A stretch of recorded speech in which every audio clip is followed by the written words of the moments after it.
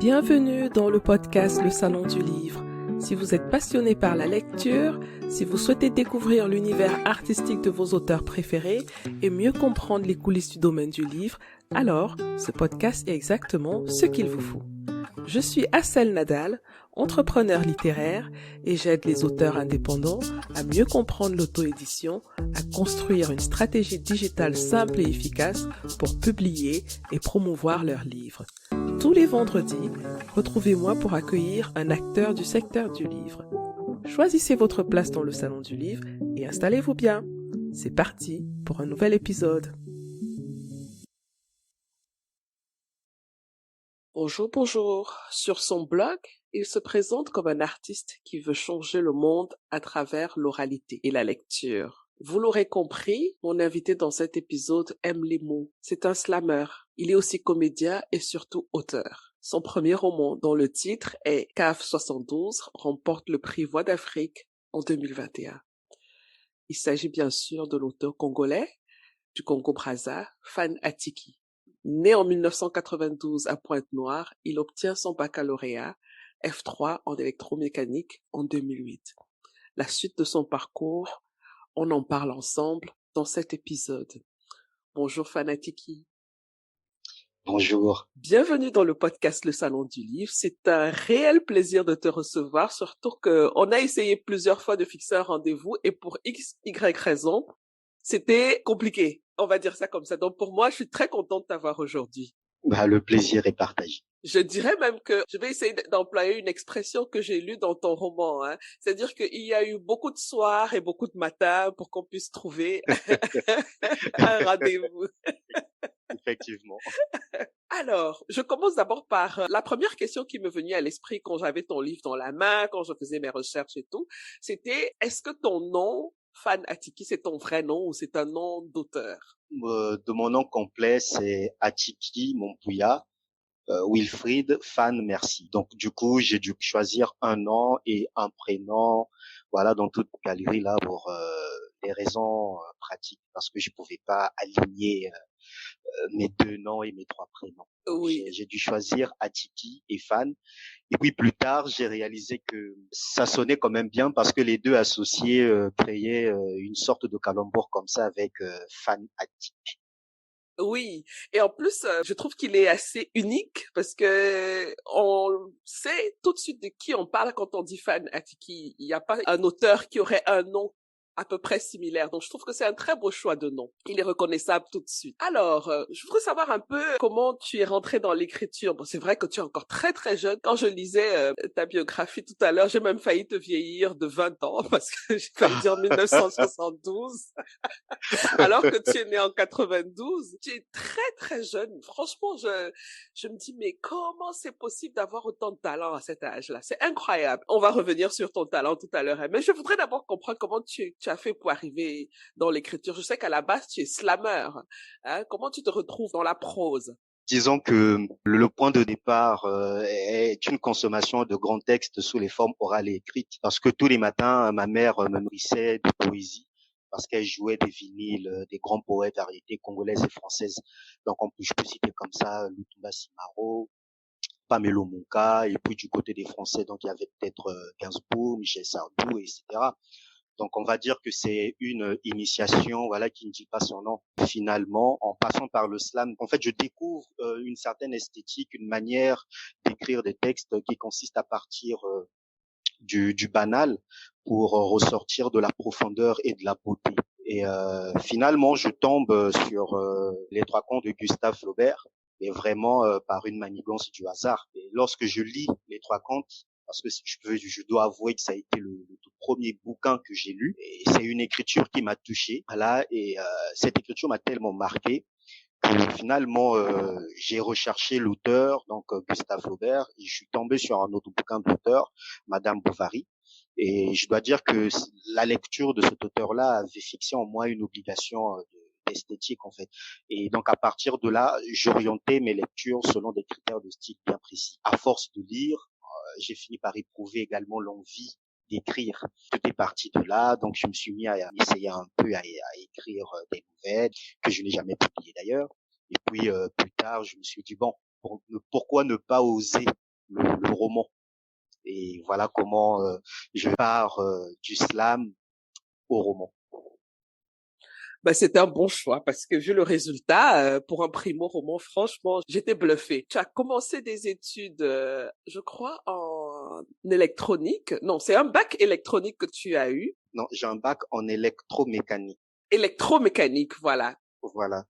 Et puis un BTS en maintenance informatique et électronique. Mais tu ne poursuis pas ce projet jusqu'au bout parce que tu es très attaché à une certaine forme de liberté aussi, hein, je dirais. Exact. Et tu prends le risque, parce qu'il faut dire que c'est un gros risque, de te donner au slam à 100% et d'en vivre. Oui. Quand tu prends cette décision, est-ce que tu n'as pas peur? Bon, après, je dois dire que je n'ai pas vraiment eu le choix parce que ça m'est tombé dessus. Je ne vais pas évoquer ici la théorie du destin.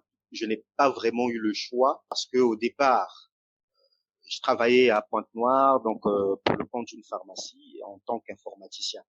Et puis finalement, on a traversé une certaine crise.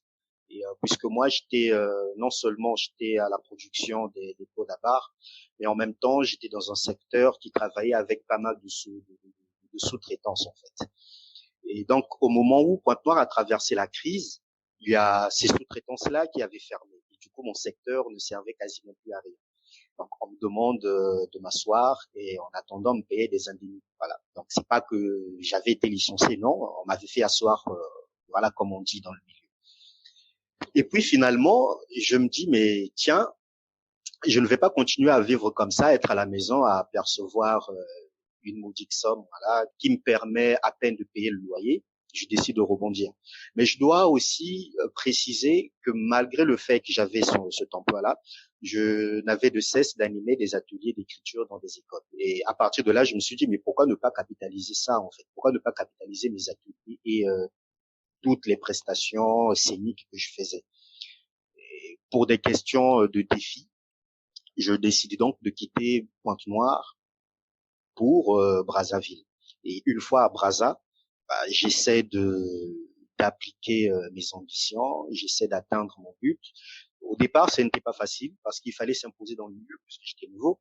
Il fallait s'imposer dans le milieu et puis bon, Dieu a fait grâce, tout a marché. C'est vrai qu'il y a eu pas mal de difficultés que j'ai rencontrées, mais au final, tout a marché.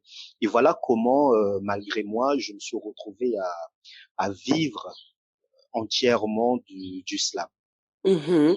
Mais et comment on vit entièrement du slam à Brazzaville? C'est-à-dire que ce sont des spectacles privés. Je pose la question parce que j'ai eu dans le podcast un slameur ivoirien et il m'expliquait aussi qu'il arrivait à vivre de son art. Et ça m'a frappé parce que je me dis, mais c'est tellement compliqué de vivre de son art partout dans le monde et plus particulièrement dans des pays africains subsahariens. Et il m'expliquait que en Côte d'Ivoire, beaucoup de gens bouquaient les slameurs pour des cérémonies privées, des mariages, des baptêmes et tout ça là. Donc un peu comme des griots des temps modernes. Et j'ai trouvé ça tellement fascinant. Est-ce que c'est la même chose aussi au Congo? Mais bien sûr, il faudrait considérer le monde du slam comme étant un marché. Le marché, il est là, il est présent, et du coup, c'est à chaque slameur de décrocher ses marchés selon sa notoriété. La première étape, en fait, consiste à travailler dur, histoire de s'imposer. Et quand je dis travailler dur, c'est de se créer une réelle identité artistique, que l'on sache que voilà, que tu apportes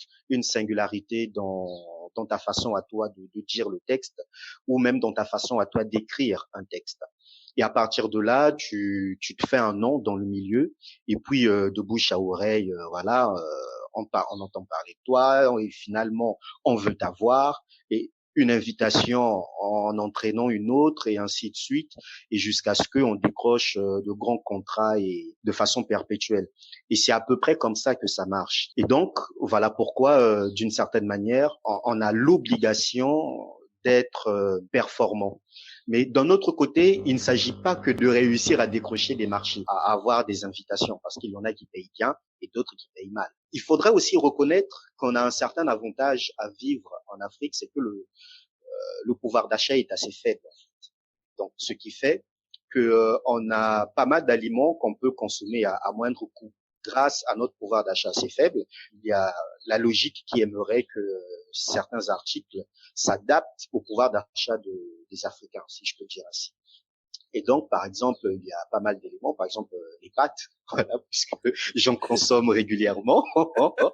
Voilà, il y a les pâtes, il y a le riz, voilà, que je consomme régulièrement. Il y a pas mal d'autres éléments qui coûtent moins cher, et ce qui Mhm. fait que voilà, on peut facilement se nourrir à moindre coût.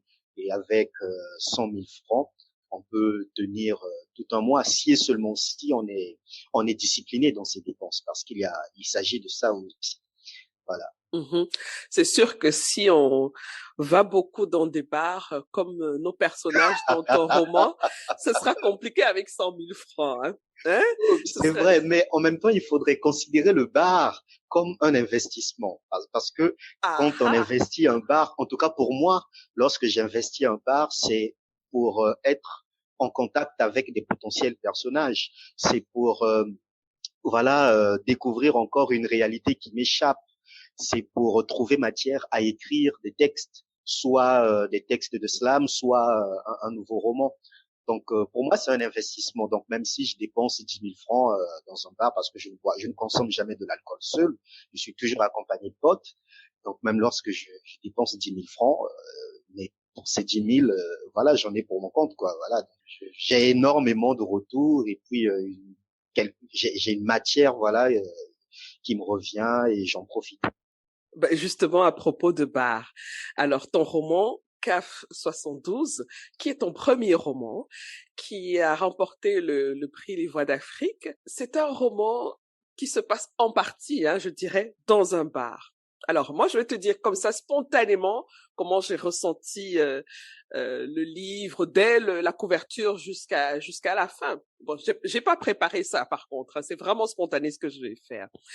Alors, D'accord. bon, déjà, je vois le TIFF CAF 72, je sais pas de quoi il s'agit. Et je n'ai pas lu les reviews, je n'ai pas lu, parce que je ne voudrais pas me laisser influencer par ça.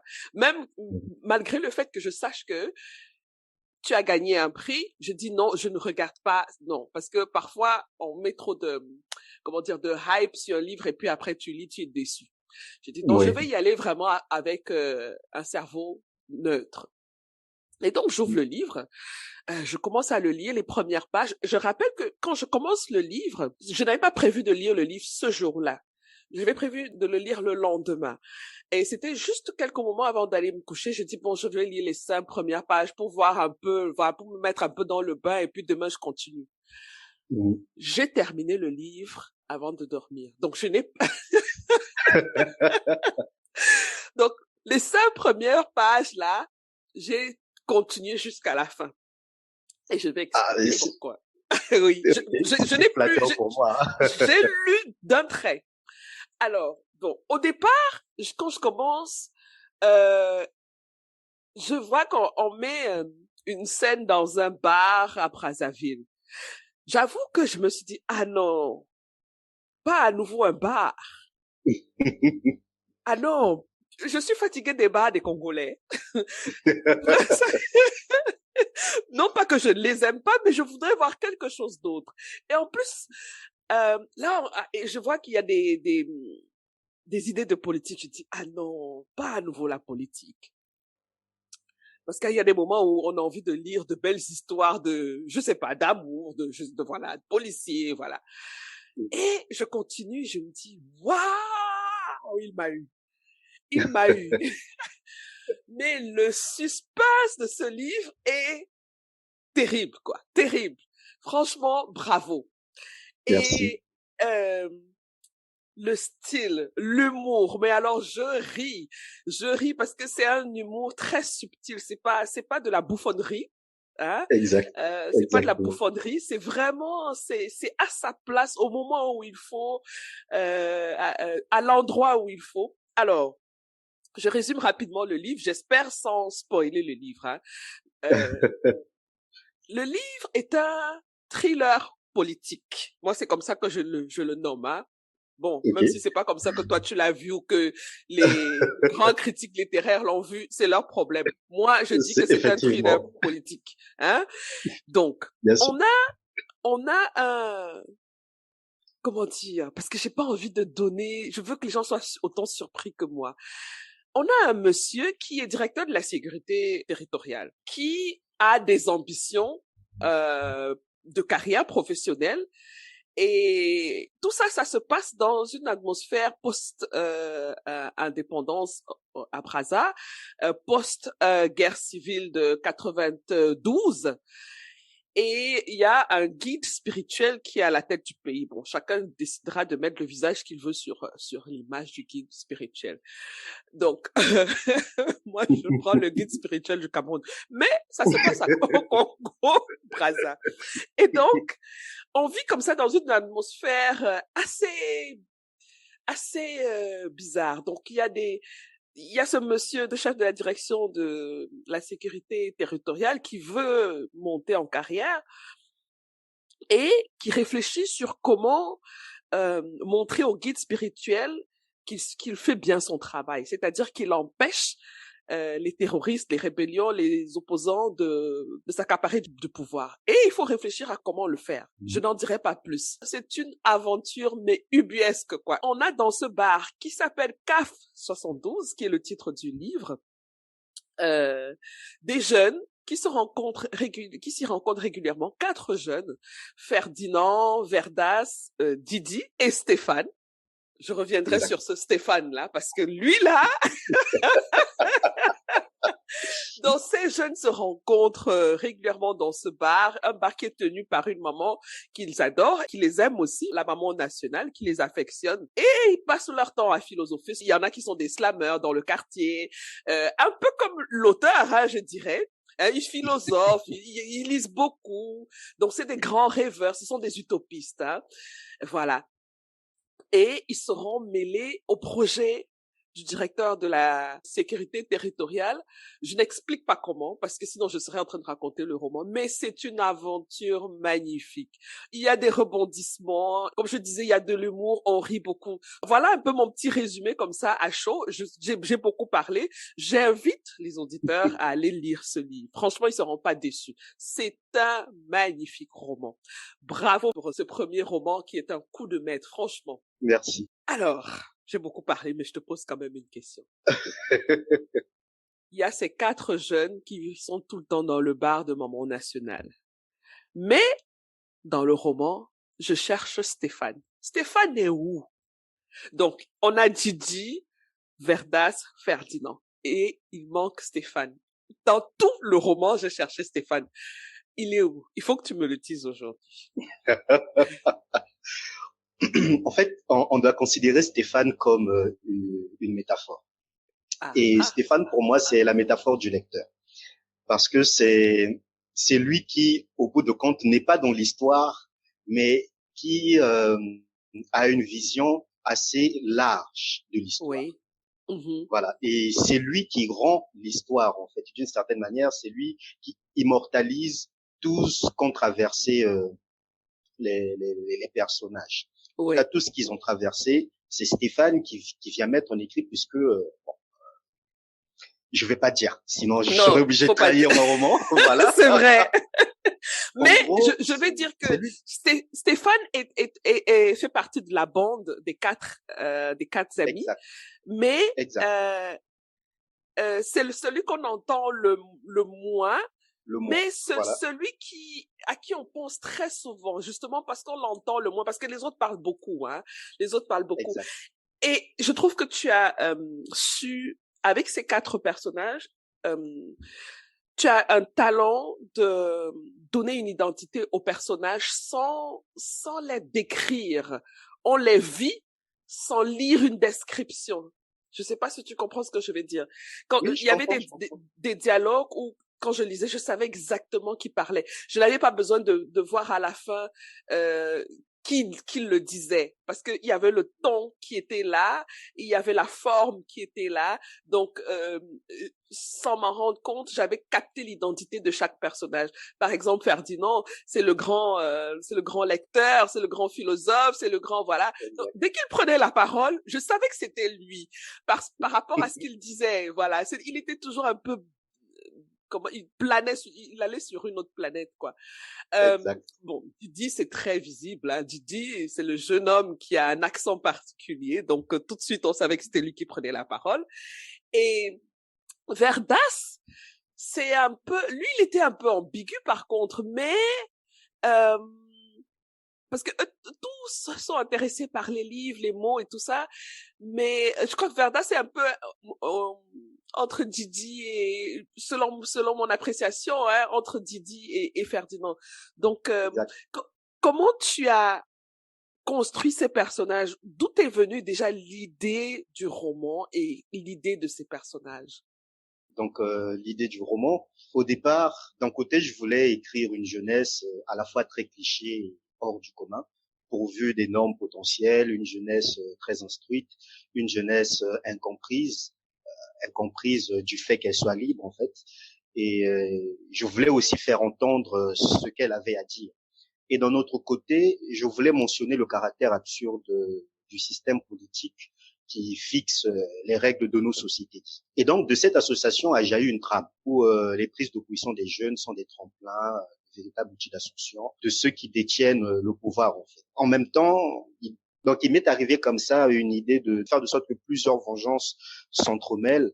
Donc, ces personnages-là se retrouvent comme des marionnettes et que ces marionnettes-là aient l'illusion de profiter d'un certain libre arbitre.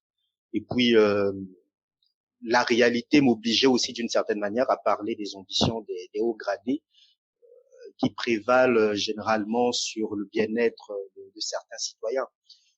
Du coup, donc tout ça m'est venu comme ça et puis paf, ça donnait CAF 72. Et les personnages, je dois avouer que je n'ai pas cherché bien loin. Les personnages me sont venus en observant mes amis, mes compagnons de tous les jours. Parce que Verdas, c'est vrai que j'ai juste eu à changer prénom, sinon que Verdas existe, Ah Didi oui. existe, Ferdinand existe. Et bon, mais Didi n'a pas son accent. Ok. Didi n'a pas son accent là. Il double pas les R malheureusement dans la vraie vie. Mais c'est le garçon qui aime titiller, qui aime provoquer Oui. et qui, en fait, il est très taquin, Didi. Il est très Mais il est taquin. sensible. Il est Exact, sensible. Moi, je me suis attachée à ce personnage. Vraiment. exact. Il a quelque chose de doux, d'humain là Mhm. que voilà, on s'attache. Enfin, moi, je me suis attachée à lui. Mhm. Bah, moi y compris, hein. Donc, j'ai eu à observer mes amis quotidiennement. Et c'est pourquoi je disais que le bar doit être considéré aussi comme un investissement. Donc, tout le temps que je passais avec mes amis, j'étais là en train de les observer. Et à force de les connaître, il a été très facile pour moi, vraiment très aisé de les transposer dans le roman et chacun dans sa nature respective.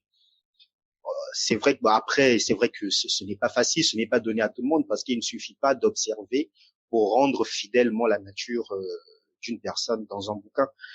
Mais je dois avouer que ça m'a pris aussi pas mal de temps parce que j'ai eu à me poser pas mal de questions, à me mettre un peu dans la peau de chacun de mes amis, à me poser des questions, à me dire, bon, si Verdas avait dit ceci, comment aurait réagi Ferdinand? Et là, je me mets dans la peau de Ferdinand, et, ah ouais, il aurait réagi comme ceci.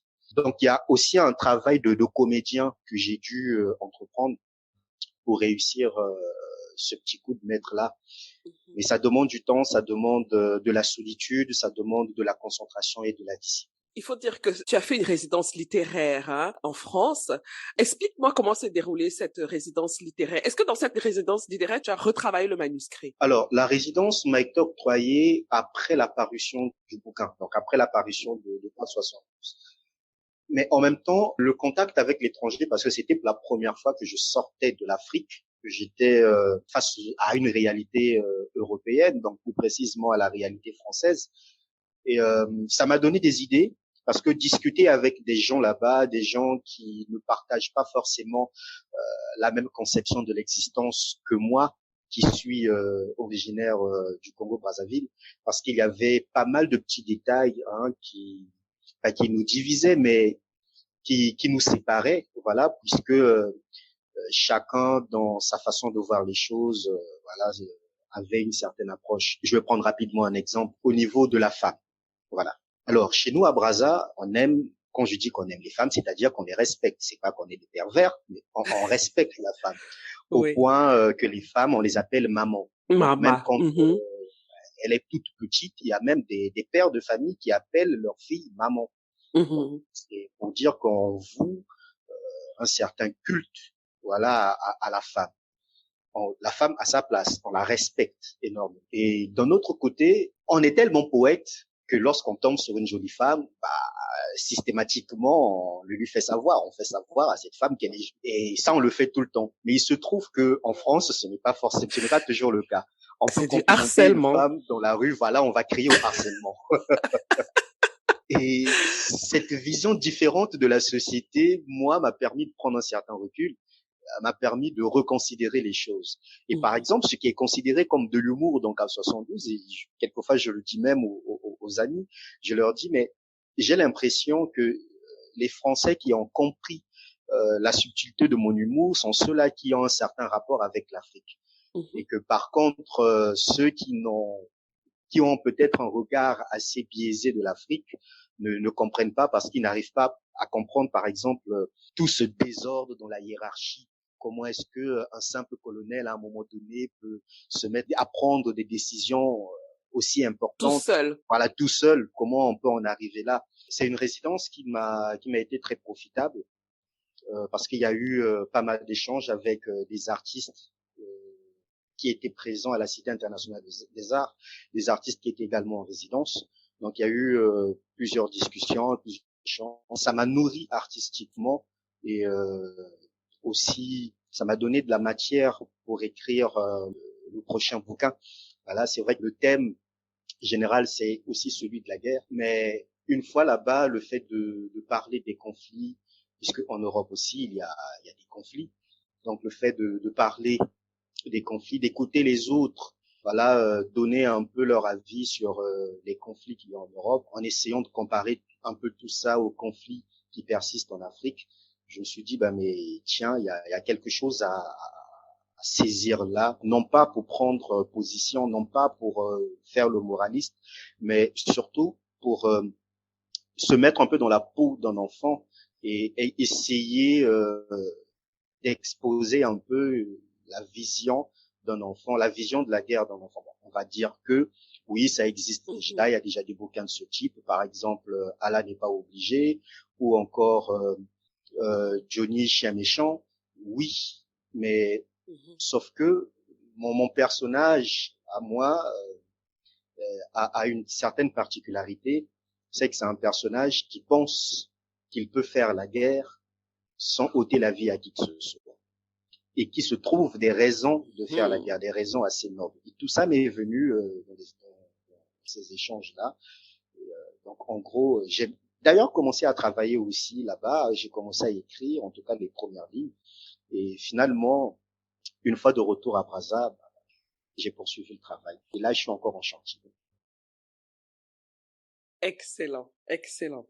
Alors, moi, je suis curieuse de savoir, est-ce que tu as appris à écrire? Parce que vraiment, pour faire un roman comme Cave 72, on se lève pas un matin et on écrit comme ça. On voit qu'il y a une certaine technicité dans ce que tu fais et il y a le sens du détail, il y a un style particulier qui t'est propre. Ça demande du temps pour arriver à créer une identité d'auteur, comme je l'appelle. Est-ce que tu as pris des cours d'écriture? Alors, je peux dire oui et non. Alors, pourquoi oui et non? Parce que j'ai été initié à l'écriture par le slam. Et donc, j'ai assisté ou encore participé à des ateliers d'écriture qui étaient dispensés à l'époque, il y avait, c'est vrai que l'association existe toujours, et d'ailleurs, j'en suis le coordonnateur. C'est le style oblique, le style oblique Congo.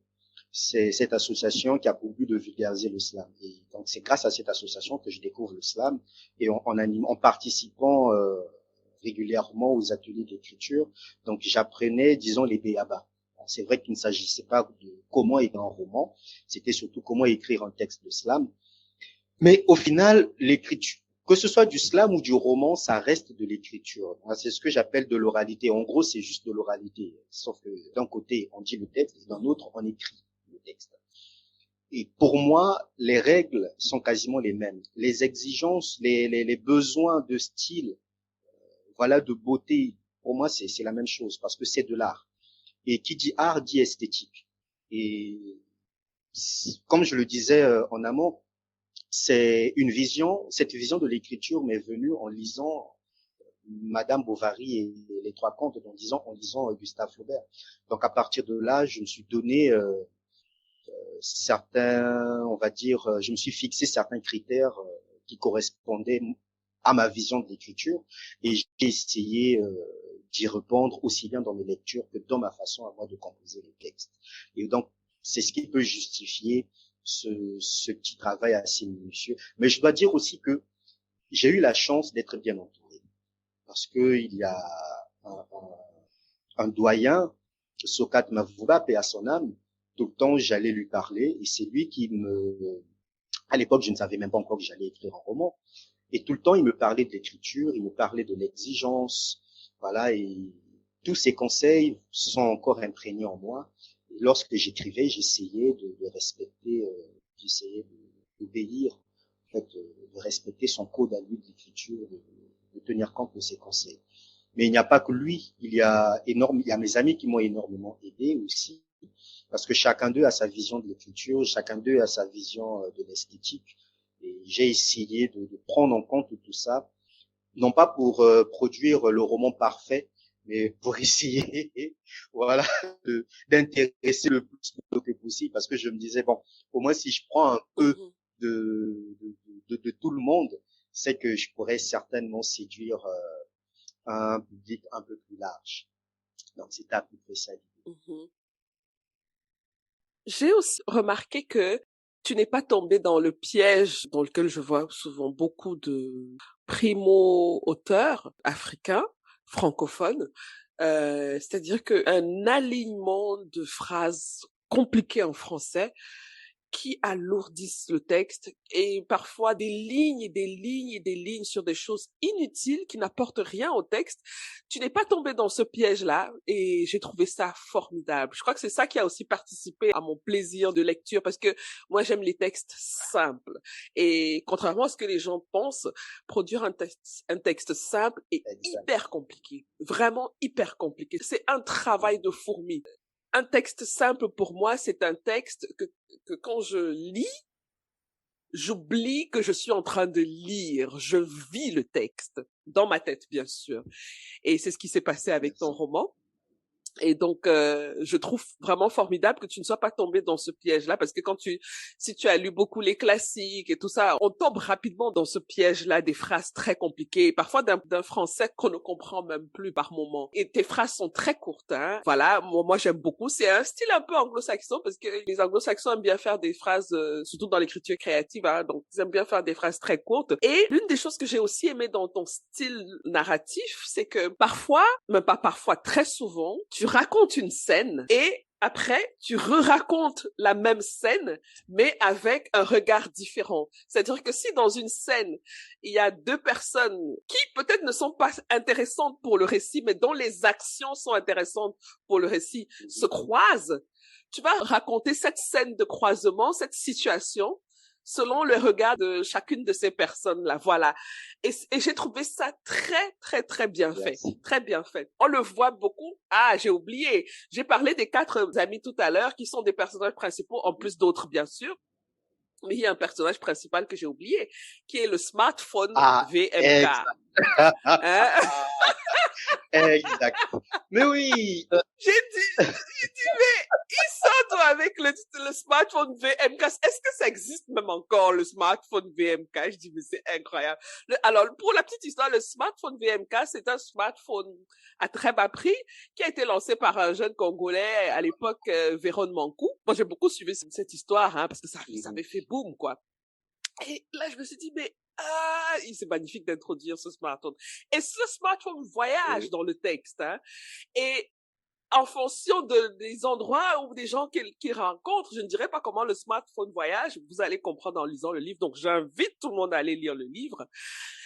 Tu racontes donc ces différentes vues, prises de vue. Si on parlait de cinéma, hein, c'est super intéressant. Pour revenir un peu sur le style, comme tu l'as décrit, oui, mais on doit savoir aussi que rien n'a été fait au hasard parce que tout a été calculé. C'est pourquoi je parlais de l'exigence, je parlais de la discipline. Ça, je vais le dire pour rendre service à ceux qui aspirent aussi à écrire. Donc, on va considérer que ça sera un très petit atelier d'écriture. Pourquoi les phrases étaient aussi petites? Pourquoi les petites phrases? Parce que à la base, j'avais peur d'écrire le roman. Je ne m'en sentais pas capable. Je me disais que je n'avais pas cette légitimité-là. Lorsque je me suis mis à écrire, je me suis dit que je dois maîtriser le sens de chaque phrase. Mais par contre, lorsque les phrases sont longues, à un moment donné, même dans la lecture, on se perd. Et comment faire de sorte que je puisse garder la maîtrise de ma phrase? C'est de faire de sorte qu'elle soit courte. Parce qu'une phrase, quand elle est simple, facilement, on peut reformuler et tout en évitant le piège, on va dire, des formules alambiquées et tout ça. Voilà. Et même des fautes. Exact. Et même des fautes. Plus les phrases sont longues, plus on court le risque de faire des fautes. Donc, c'est la raison pour laquelle je tenais vraiment à écourter mes phrases.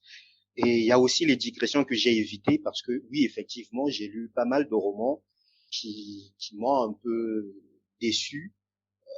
Non pas par l'histoire, parce que l'histoire, les histoires étaient belles, voilà, le style aussi était beau, mais seulement il y avait tellement de digressions qu'à un moment donné, j'étais obligé de sauter des pages pour tomber sur la trame principale, en fait, pour revenir sur la trame principale. Oui. Et je me souviens que lorsque toutes les fois que je lisais ce genre de bouquin, je me promettais à moi, je me disais, si jamais j'écris un roman, je vais m'arranger à ne pas recommettre ces bêtises. Et ça, je me le promettais souvent. Je me disais que tout ce qui sera dans mon roman doit avoir son sens et son utilité. Et donc, voilà comment je me suis fait violence pour éviter les digressions. Je ne dis pas que je n'ai pas eu à le faire, mais je me suis fait violence pour les éviter. Parce que dans la première version, il y avait pas mal de digressions quand même. Et lorsque je me suis relu, et aussi, je dois dire aussi que mon éditrice m'a aidé à retravailler ce bouquin, ça, je ne peux pas le cacher. Et d'ailleurs, que je salue. Anne-Sophie Stéphanie, que je salue. Elle m'a aidé à retravailler ce bouquin. On a pris 1 mois pour le retravailler. Et en 1 mois, je peux dire qu'elle m'a aussi donné des cours, à partager son expérience. Et du coup, je m'en sers encore jusqu'à présent pour écrire les prochains romans. Donc, voilà un peu l'utilité des phrases courtes. Oui, le téléphone. Alors, le téléphone, effectivement, c'est un personnage à part entière et c'est totalement intéressant de ta part de le souligner. Parce que on doit considérer les objets comme étant des personnages. Chaque objet doit avoir sa place et son importance. C'est Alain Mabankou qui le disait dans une de ses vidéos, quand il donnait des conseils aux jeunes auteurs, il faisait comprendre que quelquefois ce qui rendait les textes plus intéressants, donc les romans plus intéressants, c'était parfois les personnages subsidiaires. Tout à fait. J'avais vu cette vidéo, elle était excellente. J'ai toujours pris compte de ce conseil-là. Moi, ça m'a énormément servi. Et je me suis dit, mais pourquoi ne pas aller loin? Pourquoi ne pas faire de sorte que on puisse avoir un personnage, mais qui ne soit pas vivant? Voilà, un personnage qui ne soit qu'un objet. Et d'où l'existence de ce téléphone. Mais il y a aussi un autre personnage assez important, c'est la radio, parce que la radio aussi joue de son importance dans le roman. Voilà. Donc, ça, par contre, je l'ai manqué. Ah, d'accord. C'est le smartphone qui m'a accroché. Je suis restée dessus, quoi. J'ai les scènes qui reviennent, je vois. Et ça, c'est très important dans le roman, parce que ça permet en même temps de donner un certain rythme, d'apporter une certaine vie. Et aussi, mais bon, de donner un sens d'exister à tout ce qui se retrouve inclus dans le texte. Alors, j'ai une autre question à te poser. Je crois que ce ne sera pas trop un spoiler, parce que ça m'a intriguée. Je me demandais, quel est son rôle là? C'est la femme du directeur de la sécurité du territoire. Mais j'ai dit, mais c'est quoi que c'est? Et tu vois, j'étais dans l'attente, je dis, il y a un truc. Parce que, ayant lu les autres parties du livre, je voyais que à chaque fois, tu nous préparais à quelque chose. Donc, je commençais à m'habituer un peu à cette petite découverte-là à un moment de l'histoire. Mais elle, je l'attendais. Je dis, qu'est-ce qu'elle va nous sortir, la femme? Mais sur ce coup-là, je suis restée un peu sur ma faim parce que je pensais qu'elle allait faire un truc. Voilà, en gros, pour le dire le plus Alors, simplement possible. ça c'est très bien de le souligner parce que lorsque j'ai mis en place ce personnage, je suis parti d'un adage qui dit que derrière un grand homme se cache. Et ça, ce n'est pas pour rabaisser les femmes, ce n'est pas pour dire qu'elles sont inutiles, non, ou qu'elles n'ont pas le courage de se mettre en avant. Non, c'est justement pour témoigner de toute l'injustice dont elles sont victimes. Parce que il faudrait leur replacer dans leur honneur en fait, et dans leur dignité et aussi dans leurs exploits. Alors, elle a fait des choses, mais qui sont passées assez inaperçues. Et ça, c'est le propre de la femme. Et c'est une certaine manière pour moi de dénoncer cela. Elle a fait des choses qui sont passées inaperçues parce que elle a pu modérer on va dire, les excessivités émotionnelles, bien sûr, de son homme. Donc, lorsque son homme se sentait perdu, elle était là pour le rassurer, pour lui dire, écoute, reviens à la réalité, ne t'en fais pas, calme-toi, tu n'as pas à t'en faire. C'était ça son rôle, en fait, en fait, c'était un véritable appui émotionnel pour son homme. Parce que si elle n'était pas là, son homme se serait laissé aller à des outrances émotionnelles et ça ne lui aurait pas rendu service. Et grâce à elle, de temps en temps, il revenait à la réalité, de temps en temps, il revenait, il recouvrait sa lucidité. Et c'était ça son rôle, en fait, de faire en sorte que son homme soit discipliné émotionnellement et pour ne pas qu'il se disperse. Et d'ailleurs, je peux dire une scène comme ça, lorsque il s'apprête pour se rendre, donc là je parle justement du colonel, quand il s'apprête pour se rendre au palais du peuple, donc chez le guide, il est tout content et en même temps il hésite, il se dit bon, mais est-ce que c'est pour une bonne raison qu'on m'appelle, est-ce que il doutait tellement de lui à un moment que la femme lui dit écoute, calme-toi, parce que s'il y avait quelque chose de mauvais, je pense que il y aurait eu ceci, il y aurait eu cela. Donc, elle est là pour le calmer, pour le discipliner d'une certaine manière. Même si elle n'a pas toujours raison. C'est ça le truc. Oui. Super. Alors, on va bientôt arriver à la fin de notre échange, que j'aurais souhaité continuer, hein, sans te mentir, parce qu'il y a des choses que je pouvais encore aller creuser. J'ai tellement de trucs, il y a tellement de choses que je pouvais évoquer, mais je préfère aussi laisser le lecteur découvrir ce qu'il a à découvrir à sa façon, avec ses perceptions, sa sensibilité, ainsi de suite. Tu disais déjà que tu étais en train de travailler sur un nouveau livre. Il est prévu pour quand, le nouveau livre? Je n'ai aucune idée parce que je ne veux pas me donner la contrainte du temps. Je veux me sentir libre.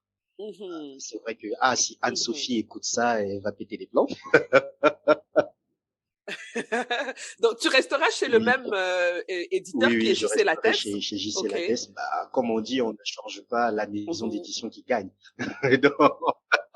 Exactement. Voilà. Non, mais je ne me fixe pour l'instant aucune deadline. Je veux prendre mon temps pour bien construire les personnages, les histoires, parce que en même temps, je ne veux pas que le deuxième bouquin ressemble trop au premier. Autant le premier comme j'aime à le dire, le premier dans Cave 72, pour moi, c'est un roman qui n'est pas sérieux, écrit par un auteur qui n'est pas sérieux, mais qui traite des sujets très sérieux. Vraiment? Voilà. Si tu n'es pas sérieux et tu écris comme ça, mais je me demande comment tu écriras quand tu seras sérieux, hein? J'espère que je resterai non sérieux parce que tous ceux qui sont sérieux, on voit où est-ce qu'ils conduisent le monde. Ils conduisent le monde à la perte. Voilà. C'est ça. Voilà, donc c'est comme ça que je définis un peu Cave 72, donc un roman qui n'est pas sérieux, écrit par un auteur pas sérieux, mais qui traite d'un sujet sérieux. Par contre, le prochain aura un ton totalement différent. Il y aura toujours ce petit côté humoristique, il y aura toujours de l'humour, Sauf que là, j'y apporte un temps totalement différent parce que là, on va se baser sur la naïveté d'un personnage. Et le personnage, malgré le fait qu'il grandisse, malgré le fait qu'il découvre un certain nombre de choses, malgré le fait qu'il fait face à la réalité, le plus dur pour moi serait de faire de sorte qu'il demeure naïf jusqu'au bout. Et ça demande du temps parce qu'il y a de ces moments où je me laisse emporter voilà, par le piège là, de donner une certaine consistance intellectuelle au personnage et puis je me dis tiens, c'est pas ce que je veux produire et là je recommence tout. Et tout ça là, ça demande du temps parce qu'on peut passer 2 jours, 3 jours pour construire quelque chose et puis on se dit que c'est pas ça, on efface et on recommence. Voilà un peu le temps. Tout à fait. Dis-moi, comment est-ce que le prix Les Voix d'Afrique a changé ta vie ou pas du tout? Ou quel est l'impact? Quel est l'impact? À vrai dire, il n'y a pas grand-chose. Ben déjà, ça te fait connaître beaucoup de monde, hein, la preuve. On est Exact. ici ensemble Exact. aujourd'hui. Oui, c'est vrai que mon carnet d'adresse, voilà, est devenu un peu plus épais. Ça, c'est vrai. Non, mais sérieusement, ça m'a permis de rencontrer des personnes très intéressantes et qui font montre d'une humilité mais énorme, d'une profonde humilité malgré leur notoriété. Et je peux citer Abdourahmane Ouaberi, un homme mais qui est très humble, qui est très aimable. Il y a aussi l'aîné Alem Abankou, avec qui j'ai eu à partager un petit moment comme ça, 30 minutes, mais c'était 30 minutes de bonheur, 30 minutes de sagesse. J'étais là en train d'écouter, il m'apprenait énormément de choses. Il y a eu aussi, je vais citer Mohamed Bougarsar, qui du haut de sa notoriété, mais il me parle comme un égal, là aucune condescendance, il est là, il me donne des conseils, et c'était très aimable de passer énormément de temps avec eux. En tout cas, ils sont nombreux, je peux citer, ils sont nombreux. Il y a Emily Boom, une femme formidable, il y a Blaise Ndala, il y a Max Loubet, donc des personnes qui tout de suite m'ont adopté et qui m'ont poussé à aller loin, à aller très loin. Et je ne peux pas ne pas citer maman Véronique Dadio. Elle aussi une femme très drôle, très taquine, et qui m'a donné énormément de conseils. Et ça, c'est le côté humain, le côté sociétal. Mais on va dire, c'est un prix qui m'a permis de grandir aussi. Voilà, donc tout à l'heure, je disais que je suis un auteur pas très sérieux. Oui, mais c'est un prix qui m'a permis de grandir. C'est un prix qui m'a permis de prendre conscience que désormais, je suis une voix et que ma voix compte. Voilà. Donc, je ne peux plus me permettre de sortir tout et n'importe quoi. Je vais faire attention, même à ce que je consomme. Même lorsque je parle de bar et d'alcool, je fais excessivement attention à ce que je dis, parce que je ne veux pas faire l'apologie de l'alcool. Non, je modère mes propos. Je m'arrange à faire de sorte que, puisque je ne peux pas défendre aux gens d'aller dans des bars, je m'arrange néanmoins à faire de sorte que ce soit des investissements, que ce soit bénéfique pour eux dans leur quotidien. Et c'est à peu près ça mon propos. Et aussi, je veux faire de sorte que tous ceux qui sont plus jeunes, désormais, qu'ils ne cessent de croire que tout est possible. Il suffit d'y croire. Tout est possible. Et c'est à peu près le message aussi que je veux transmettre aux jeunes, pas que des jeunes d'Afrique, mais aux jeunes du monde entier, à ceux qui pensent qui sont défavorisés, que le destin n'est pas de leur côté, que rien ne va marcher. Mais tout peut arriver quand on y croit et quand on s'y pas. Voilà. Et j'en suis l'exemple. Et ce prix me fait réaliser tout ça. Donc ce prix me fait réaliser également que je suis un humain et que ça ne sert à rien d'être méchant. Et que le plus important est de sourire et de donner de l'amour aux autres. C'est magnifique, c'est magnifique. Et quand tu parlais de faire rêver les jeunes, hein, de leur faire comprendre que tout est possible, ça m'a fait penser à ce que tu as dit dans le livre, que j'ai aussi beaucoup ri quand j'ai lu ça, que le Congo c'est un pays de 4 millions d'habitants dont la moitié veut devenir écrivain. Bon, je pense que après ton prix, je crois que ce seront les 3/4 qui vont vouloir devenir. Je les encourage. Ben oui, la place pour tout le monde. Le lecteur, quand il lit un auteur, il ne se dit pas parce que j'ai lu Fanatiki, je ne lirai plus un autre. Non, non, non. Le lecteur, il aime les belles histoires, c'est tout. C'est tout ce qui lui importe. Il peut tomber amoureux de plusieurs auteurs, il en a le droit. Exactement. Et c'est ça aussi la beauté de la lecture. Je veux dire, c'est quelque chose qu'on peut consommer, entre guillemets, à profusion, bien qu'on ait que 24 heures dans la journée, mais lire un livre ne réduit pas l'apport d'un autre auteur. Donc, ça ne retire pas quelque chose. Au contraire, ça enrichit. Oui, effectivement. Et je pourrais même parler de l'intertextualité qui permet justement de donner de la valeur à plusieurs textes. On peut lire 2 bouquins ou 3 bouquins et retrouver un point commun entre ces 3 bouquins, et ce qui ferait que ces 3 bouquins-là, aient de la valeur autant vis-à-vis de l'autre. Donc il y a ça. Bien au contraire, plus on lit, mieux c'est, parce que on peut réussir à partir de là à donner un sens à un bouquin qu'on avait peut-être lu en amont, à créer des connexions entre plusieurs auteurs, entre plusieurs univers. Et c'est ça aussi l'importance de la lecture. Et l'ouverture d'esprit que ça apporte, ça n'a pas de prix, quoi. Donc moi je le vois tous les jours, moi-même dans mon quotidien. Ça rend tolérant, hein. La lecture, ça rend tolérant parce que on se rend compte de la diversité, des différences, des multitudes de possibilités. Parce que dans l'imaginaire, il n'y a pas de limite. Donc forcément, on devient humble parce qu'on comprend que là dehors, il y a des milliards et des milliards de façons de penser et de voir la vie. Voilà. Écoute, Fanatiki, vraiment merci pour ce très très bel échange. Je rappelle le titre de ton livre, Cave 72, pour ceux qui ne le connaissent pas encore. Courez acheter ce livre. Il est sorti en 2021 chez J.C. Lattès, a remporté le prix Les Voix d'Afrique. Allez acheter ce livre, vous n'allez pas le regretter. Il est excellent. Voilà. Donc, ce livre vaut son prix. Voilà, je le rappelle. J'aime la double blague. Oui. Parce que je sais que j'ai des auditrices particulièrement elles sont allergiques au prix littéraire. Parce qu'elles ont déjà eu tellement de déceptions. Mais je leur dis, les filles, sur ce coup-là, vous n'allez pas être déçues. Croyez-moi. En tout cas, si vous me faites confiance, bien sûr. Il faut pas oublier de mentionner que aimer une histoire ou pas, ça dépend aussi de sa propre perception, hein. Donc, je dis, c'est ce que moi j'ai constaté, c'est ce que moi j'ai perçu, et le livre est magnifique. Voilà. Merci beaucoup, Fanatiki, et j'espère que tu reviendras très, très vite pour nous présenter ton second roman. Ah oui, j'ai hâte d'en parler avec toi. Et moi donc. Alors, je te souhaite de passer un excellent week-end parce que nous enregistrons cette émission un samedi. Et merci d'avoir pris ton temps le samedi pour me l'accorder. Vraiment, ça me touche énormément et c'était un réel plaisir. À bientôt. Merci. À bientôt.